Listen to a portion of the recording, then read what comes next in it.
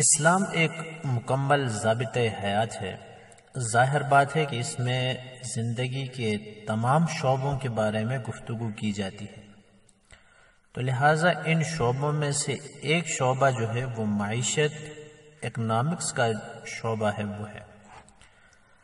تو یہ چار مسائل اکنامکس کے جو ہم نے کل کے لیکچر میں بیان کیا تھا، اور اشتراکیت کس طرح ان کو حل کرتا ہے اس پر مختصراً گفتگو ہوئی تھی، اور سرمایہ دارانہ نظام جو ہے اس کا نقطۂ نظر کیا ہے اس کے بارے میں بھی گفتگو ہوئی تھی۔ تو دین اسلام جو ہے یہ رسد اور طلب کے جو قوانین ہیں،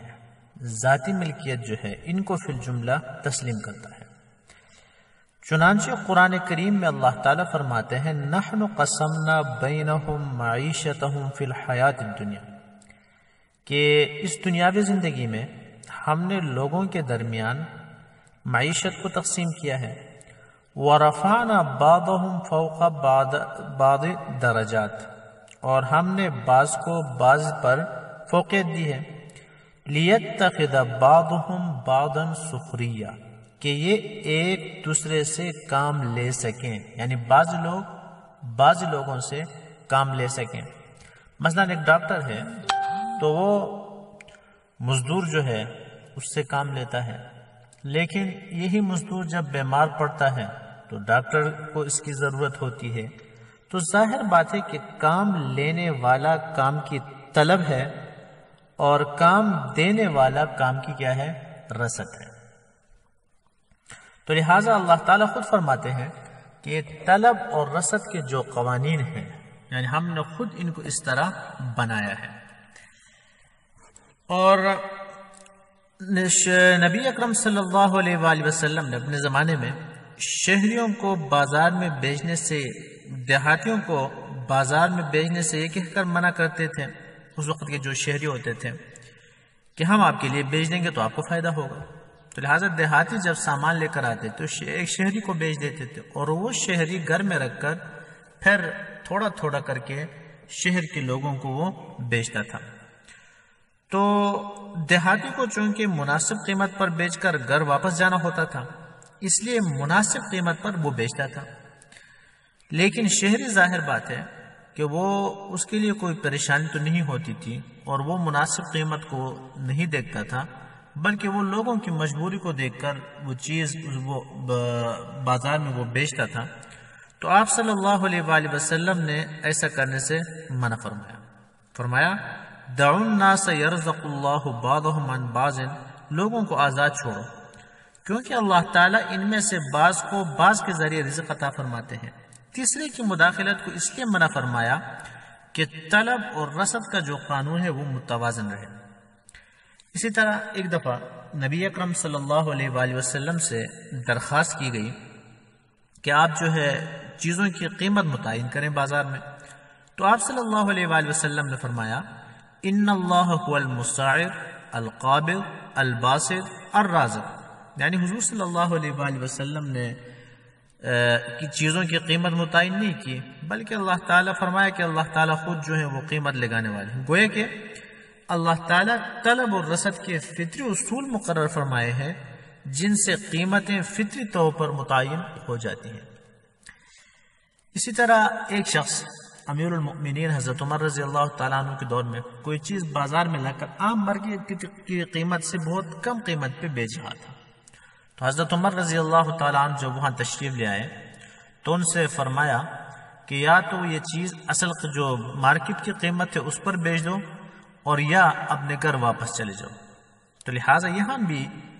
حضرت عمر فاروق رضی اللہ تعالیٰ عنہ بھی طلب اور رسد کے قوانین میں چونکہ خرابی پیدا ہو رہی تھی کہ وہ چیز لا کے بہت کم قیمت میں جب بازار میں بیچ رہے تھے، تو حضرت عمر فاروق رضی اللہ تعالیٰ عنہ نے ان کو منع کیا۔ تو فی الجملہ دین اسلام نے طلب اور رسد کے قوانین کو تسلیم کیا ہے، لیکن سرمایہ دارانہ نظام اور اسلام میں فرق یہ ہے کہ دین اسلام میں طلب و رسد کے قوانین بے لگام نہیں ہیں، بلکہ کچھ پابندیاں لگائی گئی ہیں، اور یہی چیز جو ہے دین اسلام کو اس سرمایہ نظام سے ممتاز کر دیتا ہے۔ ان میں سے پہلی پابندیاں وہ پابندیاں ہیں جو اللہ تعالیٰ کی طرف سے ابدی اور ہر جگہ نافذ العمل ہیں، اور ظاہر بات ہے کہ اس میں تبدیلی وغیرہ نہیں کی جا سکتی، جن کو ہم خدائی پابندی کہہ سکتے ہیں۔ مثلا سود، جوا، قمار، ذخیرہ اندوزی، بے باطل، بے فاسد وغیرہ ہیں، تو یہ خدائی پابندیاں ہیں اللہ تعالیٰ کی طرف سے، چونکہ